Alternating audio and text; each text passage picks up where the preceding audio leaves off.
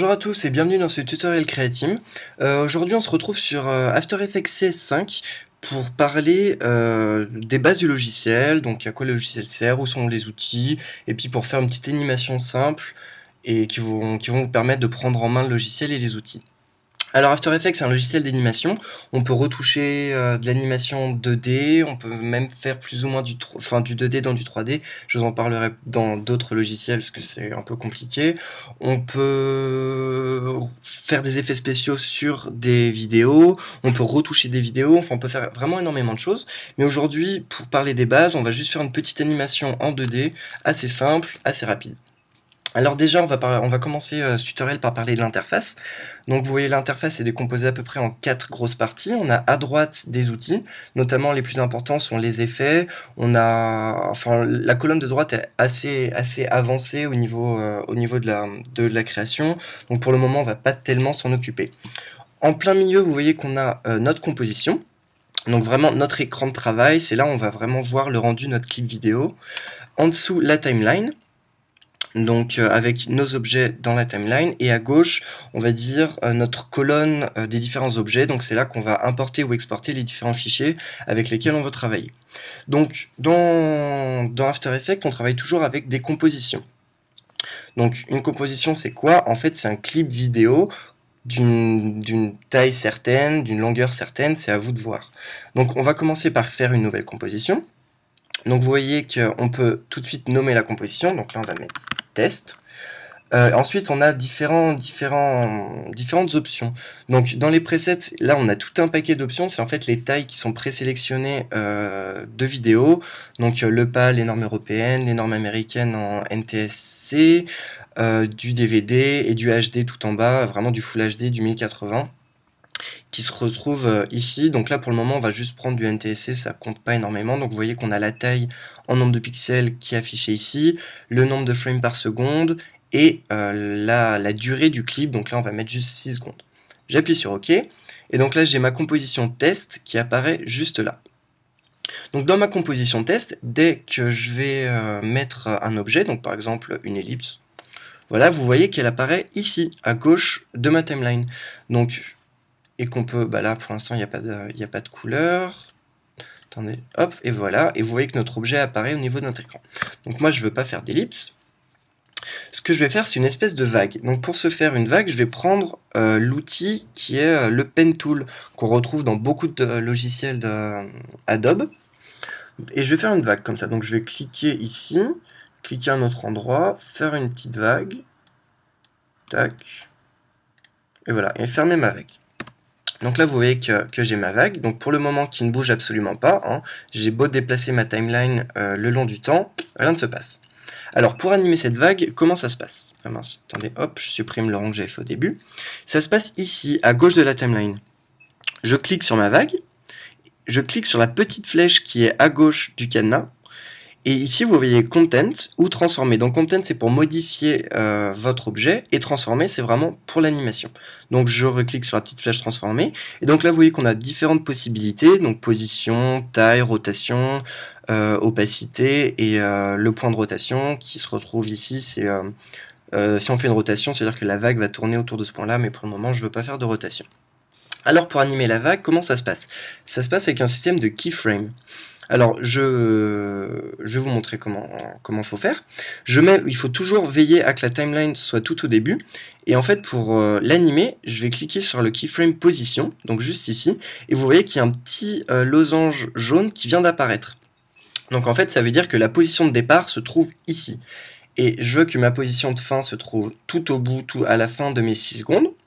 Donc je déplace ma timeline à la fin des 6 secondes. Je clique sur ma vague et je la fais glisser comme ça, le long. Et vous voyez qu'un autre keyframe apparaît pour dire à 6 secondes, je veux que ma vague se trouve dans cette position-là. Et que After Effects automatiquement a créé en fait le déplacement de la vague. Donc là je désélecte et j'appuie sur espace pour faire play. Vous voyez que ma vague se déplace comme ça tranquillement. Donc j'ai répété l'opération 7 fois 4 fois, histoire d'obtenir des bonnes vagues qui me plaisent, et c'est pour ça qu'il y a composition 1 ici. Donc je double-clique sur composition 1, et en fait je l'ai fait à l'avance, histoire de ne pas perdre du temps, que vous me voyez faire des vagues, et je vous montre le résultat final. Hop, et donc voilà. J'ai fait plein de vagues comme ça, différentes tailles, différentes formes, et je les ai fait animer exactement de la même façon. Donc tous, vous voyez que si par exemple je clique sur ma vague 1, position, le keyframe du début, le keyframe de la fin, tiens j'en ai un au milieu qui s'est déplacé, je sais pas pourquoi il est là, et vous voyez au début, etc. Donc j'en ai différents. Et donc voilà, juste des simples translations de vagues, et en fait ça les anime comme ça. Donc je supprime mon test parce que c'était juste pour vous montrer, je vais travailler sur la composition que j'ai faite. Donc je vous laisse bien faire, hein, je répète, faites vos vagues, et ensuite comme ça on en sera au même niveau, et vous perdez pas de temps à me voir faire des vagues. Donc là vous voyez qu'on a beaucoup de layers, et qu'on des noms un peu bizarres, shape layer 1, 2, 3, 4, et en fait After Effects utilise le même système de calque que Photoshop. Et donc c'est-à-dire qu'en fonction de où est situé votre layer ici là, dans le menu, eh bien il sera soit en avant, soit en arrière. Vous voyez que là ma vague un peu blanchâtre, si je la fais glisser devant, elle se retrouve au premier rang. Et ici, elle revient à sa position normale. Pareil pour ma vague qui est tout au fond, la vague rouge, si je la mets tout devant, hop, elle se retrouve au premier rang. Donc là, voyez vraiment, on fait des petites vagues comme vous l'entendez, histoire d'avoir un résultat qui vous satisfait. Donc, histoire d'éviter de garder notre composition qui est très bien, je vais créer une nouvelle composition, exactement la même, qui va s'appeler composition 2. Je fais OK. Et donc là, vous voyez que ma composition 2 est vide. Et donc, je vais cliquer sur composition 1, ici, et le faire glisser dans ma composition 2. Et donc, vous voyez que ma composition 1 vient d'apparaître et que je ne peux plus rien changer. Et donc, du coup, ça évite d'avoir un très très grand nombre de layers à côté de notre timeline et de plus du tout se repérer. Donc je vous conseille vivement d'avoir plein de compositions, et de toute façon vous inquiétez pas, parce que tout changement fait ici dans la composition 1 sera dans la composition 2. After Effects détecte lui-même les changements, et donc du coup il n'y a pas de problème là-dessus. Donc là maintenant ce que je vais faire, je vais mettre un peu de vie dans mes petites vagues, et je vais faire des petits ronds qui vont servir un peu de petites bulles. Donc je vais pas mettre de contenu. Donc pour enlever le contenu, je clique sur le mot fil, et je fais rien du tout. Ok, je laisse le bord noir, et vous voyez que là j'ai mes petits ronds, un petit rond noir. Donc pareil, hein, si jamais je le déplace en dessous, vous voyez que mon rond noir va du coup être sous la composition 1, et qu'on va plus le voir, et ça n'a pas d'intérêt. Donc là maintenant on va parler un peu de une nouvelle façon de faire des transformations, et en fait je vais animer mon petit rond comme ça le long de ma vague jaune. Donc je vais le faire partir ici à l'extérieur. Donc toujours petite flèche, transformation, je clique sur position, un keyframe apparaît, et je voudrais par exemple qu'à 1 seconde, que mon petit rond il soit ici. Ensuite qu'à 2 secondes, il soit par exemple ici. Qu'à 3 secondes, il remonte comme ça, et vous voyez que After Effects automatiquement crée la trajectoire juste par la position du rond.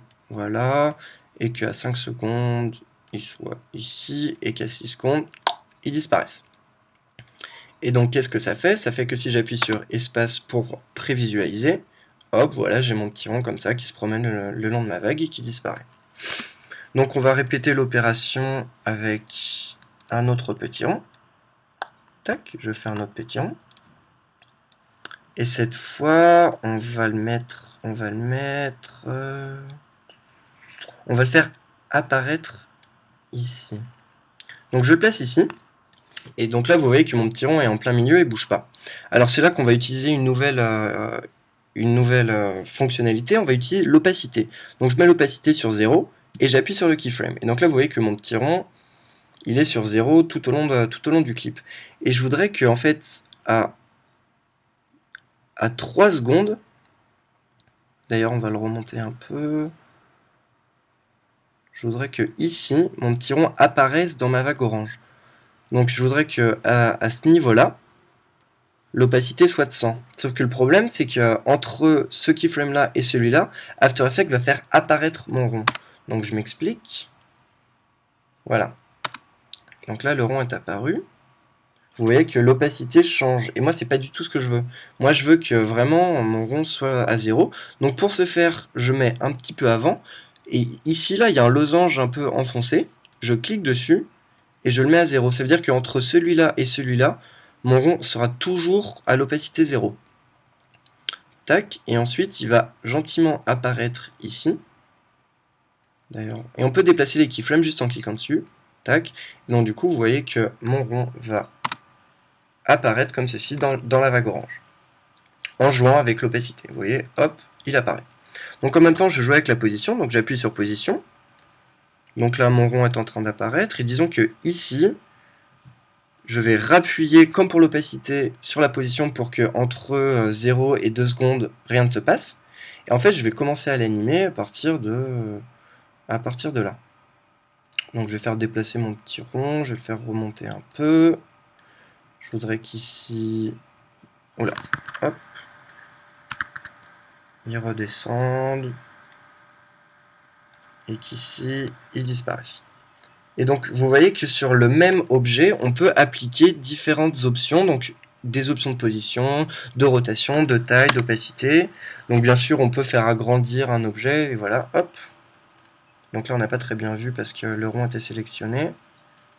Et vous voyez, le résultat, ça donne ça. Le rond apparaît, se promène dans la vague et disparaît le long de la course.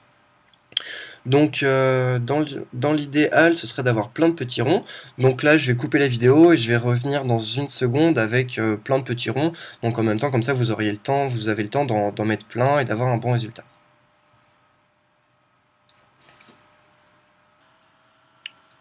Donc voilà, on se retrouve après ma dose de petits ronds. Donc j'en ai pas mis 50, j'en ai mis 4, à peu près un par vague. Voilà, donc vous voyez, ils se promènent, ils apparaissent, ils disparaissent. Tout ça en jouant entre opacité, déplacement, etc. le long des vagues. Donc quelque chose de pas très compliqué.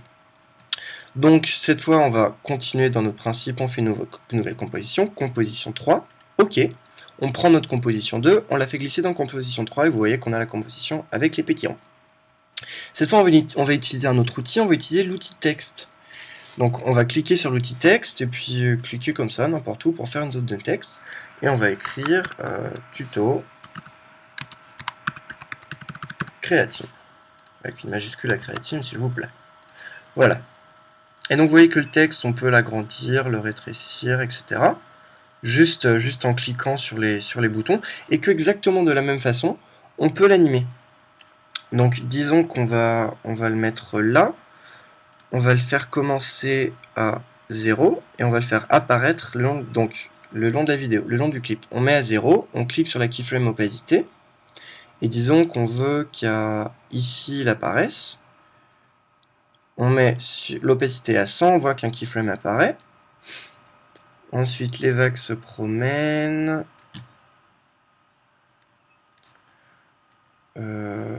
Disons qu'à 5, on reclique ici, comme je vous ai dit, sur le petit trou pour que de là à là, ce soit 100%. Et qu'à 6, hop, le texte disparaisse. Donc là, pour l'instant, le texte apparaît, reste et disparaît. Donc maintenant, on peut faire une... on va le faire se déplacer un peu en suivant la vague orange. Donc pour ça, toujours le même principe. Position, on déplace la timeline, on va le faire se lever un peu, hop, se lever un peu plus, la vague passe, il redescend, tac, et il redescend encore, et il disparaît. Donc au niveau du rendu, ça fait le texte apparaît, se déplace le long de la vague et disparaît. Voilà, rien de très très funky pour le moment. Mais comme ça, vous avez vu un peu que même les outils texte sont éditables exactement de la même façon qu'un objet. Donc là, on a un petit rendu qui est plutôt sympa, donc ça fait pas vraiment professionnel, mais ça permet d'avoir vu pas mal d'outils, notamment l'outil forme, l'outil texte et l'outil pour dessiner, de voir la notion de composition, la notion de calque. Donc bien sûr, toutes mes compositions sont là, on peut les retoucher les unes après les autres et ce sera et ça aura des conséquences sur les autres. Et donc maintenant, on en vient à enregistrer notre composition. Donc pour ça, on va sur Render Queue, et vous voyez que pour le moment, il n'y a rien. Alors là, on clique sur Composition 3, qui est notre composition finale. On clique sur l'onglet Composition, et on met Add to Render Queue. Tac, et donc voilà. Et donc là, notre composition se retrouve ici, au niveau du render. Donc là, on choisit comment on veut le faire. Donc disons, et où est-ce qu'on veut la sauvegarder. Donc là, on va mettre avec QuickTime, ça ira très bien. Donc là, j'ai juste cliqué sur quel mode je veux pour la sauvegarder. Ici, j'ai mis du best. Ici, on choisit la qualité. Donc souvent, je touche pas tellement à tous ces réglages-là. Ils sont mis standard d'avance et ils sont plutôt bien faits dans l'ensemble. Donc voilà, et ensuite je clique simplement sur le bouton Render. Et vous voyez que c'est en train de sauvegarder ma composition. Donc voilà. Hop, la composition a été sauvegardée. Je pense sous mon bureau. Et donc voilà, ma composition est là. Donc vous voyez que là, ça fait un mauve vu que je l'ai renderé avec QuickTime. Et hop, je double-clique dessus. Mon ordi rame un peu quand After Effects est ouvert. Et vous voyez que, voilà, notre création est là. Donc j'appuie sur Start. Et voilà, notre petite création toute basique vient d'apparaître. Et donc ça, bien sûr, vous pouvez l'exporter, l'envoyer, etc. L'utiliser, c'est vraiment un fichier éditable. Donc voilà, j'espère que ce petit tutoriel sur les bases vous aura servi. En tout cas, il y aura un deuxième tutoriel sur les bases. On va voir les effets de caméra et quelques effets, un peu comment se passent les effets spéciaux, etc. L'animation. Donc j'espère que ça vous a plu et ça vous a été utile. Et moi je vous dis à bientôt pour de prochains tutos. Et surtout n'oubliez pas de nous liker sur Facebook et de nous suivre sur Twitter. Comme ça vous êtes tout le temps au courant des derniers tutos et comme ça tout va bien. Allez, à bientôt.